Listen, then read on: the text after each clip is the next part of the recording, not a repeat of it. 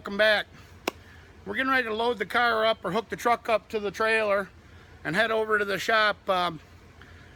Something happened to the El Camino we want to go over with you guys, and also we want to go over, you remember a video back I told you that MMCG picked up something new for the channel and we were going to surprise you guys with it. So that's also over at the shop, so we're going to head over that way and show you guys what that is and get your guys' opinion on it. So I ain't gonna make this a real long, difficult, drawn out video. I just wanted to show you guys what was going on. The El Camino's on the trailer. I'm gonna go over this with you guys real quick. This Saturday coming up, the old boys from Port Huron, which is my old hometown, they set up a grudge race at Lapeer Dragway in Michigan here, and it's a bunch of, you know, hot-headed guys thinking their shit's faster than this and that and blah blah blah. So I knew the guys that were putting it on. I guess they rented the track, and I called him up and said, shit, I'll enter, no problem. You know, what's the buy-in, you know, what's the rules, this, that, and the other. Well, anyways, guys, we took the car out for a test hit, which I did have that on video, but somehow the files got corrupted. I went to download them and something happened to them, so I'm sorry about that, guys. But anyway, what happened, the car, we're bringing it up on the converter and launched it after we did the burnout, and I heard a big popping in the front end. I'm like, what the hell? I didn't know if it was maybe because the angle of the road or the way the car was sitting because of the angle on the road. So I turned around at the other end and I was coming back, and I figured I'd just bring it up on the converter just a little bit in case it was something bad, and just to see if it would do it again, and it did. So I got back to the house here, I jacked it up, and I shook the front end, and I found out my idler arm is bad. It's got a lot of slop in it, which when I put the wheels on it not too long ago, it was fine. You know, everything was tight, didn't have no movement. You know, I'm usually on top of that shit pretty good when it comes to this car. So needless to say, I shook the front end, found out it was the idler arm. And I don't know if it was, you know, because it hasn't been flexed so long, you know. It ain't been to the track and shit almost a year. And so, you know, I didn't know if something let go. What I think happens, it come up and, you know, the tires didn't come out the ground, but it stretched the front end so high, I think it either broke the cup, you know, the ball that sits in there for your idler arm. It's the same thing as a tie rod end or a ball joint. I think it broke the ball or the cup, because it's got a lot of slop and you can actually feel it in the wheel now. So I'm gonna take, we loaded it up on the trailer, I'm gonna take it over to the shop and see if they got an open hoist and try and get that fixed today. And I'm gonna put us, I see my brake pads were getting down there a little bit too, so I'm gonna change them out while I got everything apart. Check the front end all over again, all the ball joints, you know, 100% go through it all, check everything, and repack the wheel bearings while I'm there, give the whole front end a grease job, blah blah blah. You know, the basics. But we're still gonna try and make it to the shootout.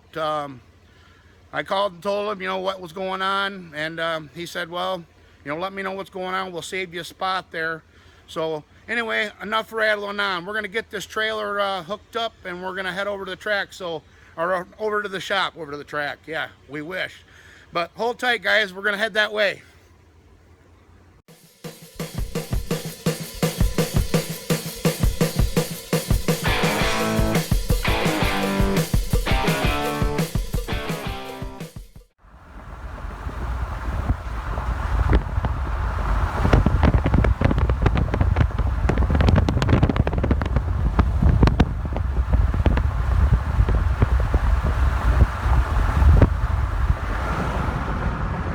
Pretty good. We're gonna stop in and see the wife real quick at her work and get us something cool to drink.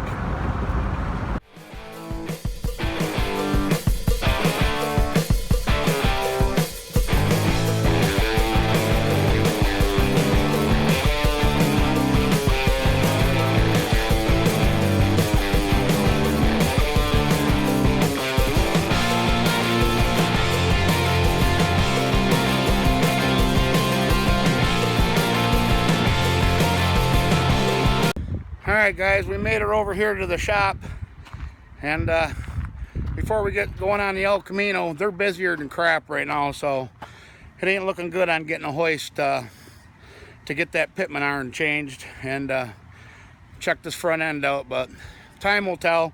If they get one of these jobs done, then maybe. But this is I wanted to show you guys what we got here. This is what we ended up getting, guys. It's a 1979, sorry about the sun, the glare, Monte Carlo from Texas. It's got a Texas title still. This car is solid as a rock.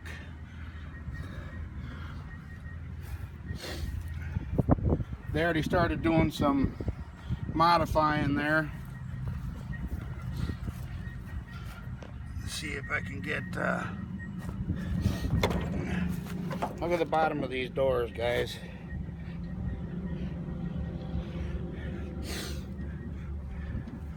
I mean, the seal plates, frame underneath is perfect.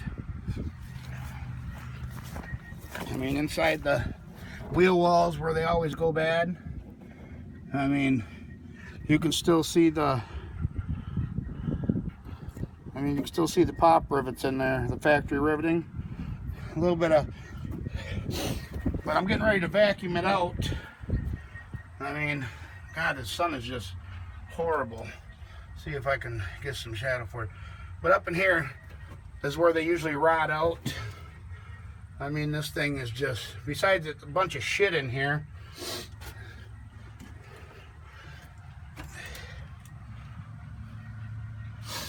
there is one little hole in the quarter panel, and that's right there. That's the only one on the whole car. I mean, inside the, where that was rot out back here, perfect. The other door, perfect. I'm gonna clean this whole car out right now, guys. Vacuum it all out. It's got the oil pressure gauge. It's got the rally dash in it with the voltmeter, temp gauge, factory oil pressure gauge. Cracked, the dash is cracked to shit from the Texas sun. But look at the headliner, guys. Headliner is beautiful. I mean, usually these headliners, they sag, but the seats are dirtier than crap, which I'm gonna get in here and do some cleaning. Oh, there's the, well, I guess there is some parts. Oh, sorry about that. I guess there is some parts left in here. They actually got the grill behind the seat. That's a nice grill.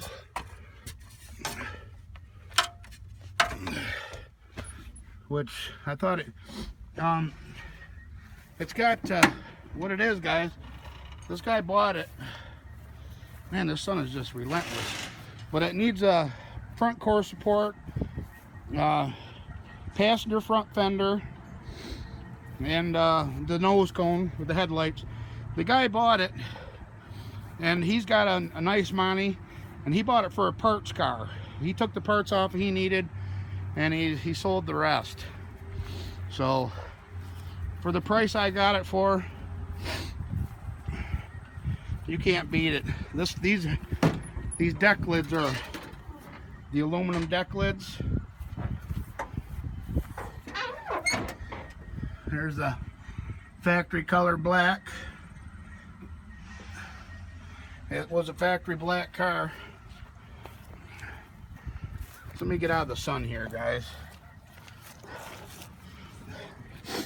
So, guys, what I was thinking of doing is, it's hot out here in the sun and trying to do this.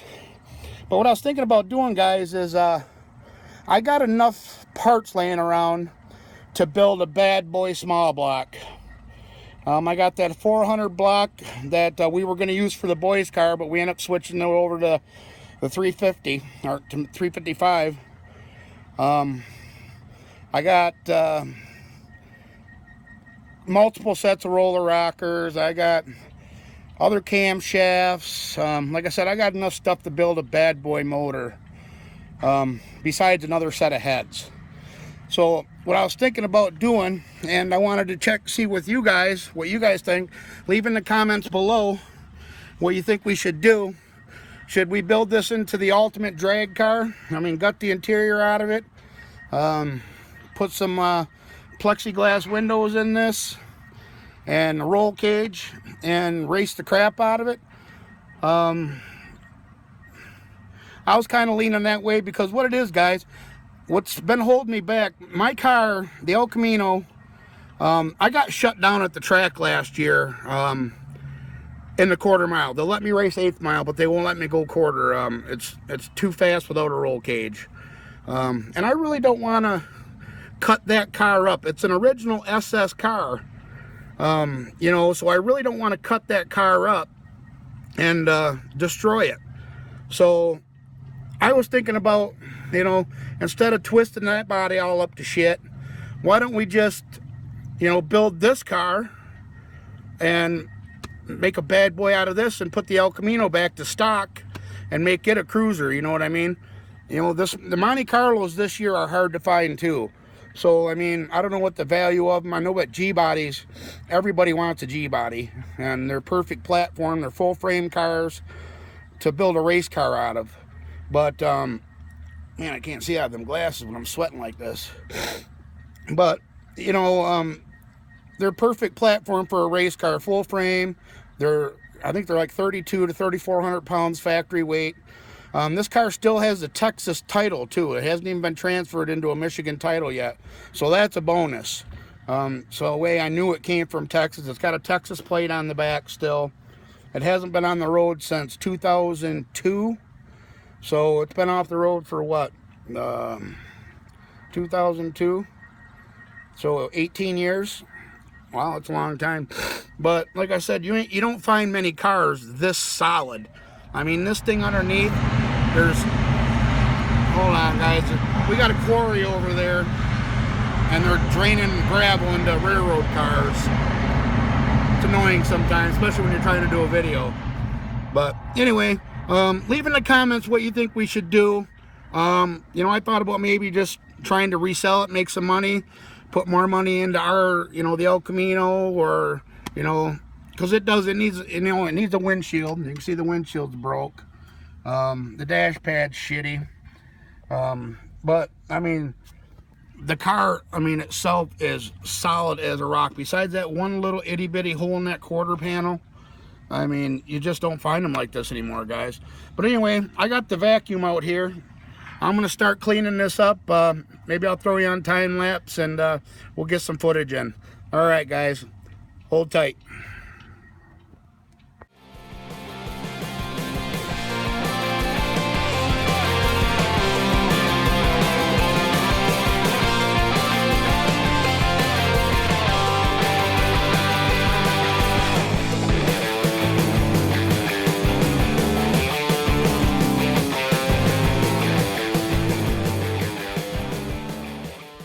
Guys, we got her cleaned up.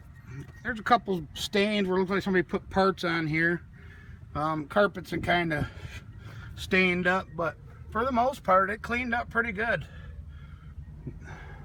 I mean, I'm stoked about the headliner not being dropped or hanging, because usually on these cars, anybody that knows G-bodies, these headliners always sag and fall down. Even the seal plates here, guys, usually they're, you know, this galvanized aluminum usually gets old and it starts to deteriorate on the edges. This is in perfect shape. I couldn't be more stoked about it. We found the bottom of the steering column in here. It bolts up, so that makes that part under here complete. Found the other visor that goes up here. Found that in here. Also found the grill. It's in real good shape. Both headlight rings. We got both upper door panels, one lower door panel, but the trunk cleaned up beautiful. I mean, usually they rot all around here, the shock tower area. This is usually all rotted. I mean, this car is solid, guys. There's that sun again. Sorry about that. See if I can hide it a little bit. Yeah, you can see, like, I don't know if these are spot rooted, but the paint's chipping away a little bit, but solid as a rock. Old Texas plate. Yeah, I couldn't be more stoked on this car, guys. I mean, this ain't a hole. That's just, it looks like paint. I think it was a two-tone car because there's gray at the bottom. But like I said, we got her cleaned up, and the seat is ripped right here in one spot. Like I said, the dash is all cracked, but yeah, cleaned up pretty good, guys. All right, just a quick update. Hold tight. All right, guys, we're still at the shop here. We got the car all cleaned up. Cleaned up pretty good. I'm pretty impressed with this car, actually, guys. I mean, do we make it into a race car, or do we try and find parts and make it back into a cruiser? Or it's up in the air yet. You never know. But as far as the El Camino goes, guys, I called AutoZone, O'Reilly's, Advanced Auto. Nobody seems to have the correct idler arm for a 1971 El Camino or Chevelle in stock. Of course, you know, figures. I don't know what it is with these companies, you know. Stock some old parts, race car parts, guys. Come on, us hot rodders, we need parts. But anyway, I'm probably going to go home, order it from Summit, and get it coming. So it's probably not going to happen with that grudge race for taking the El Camino there, but maybe we'll go shoot some footage of it. We are going to go to the track, guys. Mark my word. I mean, I want to go run. I mean, like I said, they're only going to let me run 8th mile, but it is what it is. Maybe I'll sneak a quarter in there and make them kick me back out again. But anyways, guys, this video is probably long enough. I just wanted to let you know about you know, the parts for the El Camino. We're gonna have to get them through Summit, so we're gonna go ahead and take it back home and tuck it away until we get parts from Summit. You know, like I said, I need brake pads too, so I might just order everything from Summit. So we'll have the parts probably, if I order them today, I'll probably have them Monday, so I'll probably shoot another video of us doing some work. Tony said, I mean, look at this, guys. Look at the parking lot here. I mean, he's been dead for so long, you know, with this COVID, but, you know, but right now he is just busy. So I can't blame him. You know, I'm not going to take, you know, and ask him to use a hoist that he's making money on for something, you know, for this. It can wait. I mean, you know, if all else fails, I'll just get the floor jack out and do it on the ground. But this kind of stuff, when you got to rip the front end down to how far I'm going to take it down, it's nice to have the hoist. So he said that probably Monday or Tuesday there should be an opening and we can get in here and get it up there and get it taken care of. So, but until then, guys, I want to thank everybody for commenting, liking, and subscribing. Until next time, guys, we'll catch you later. Bye-bye.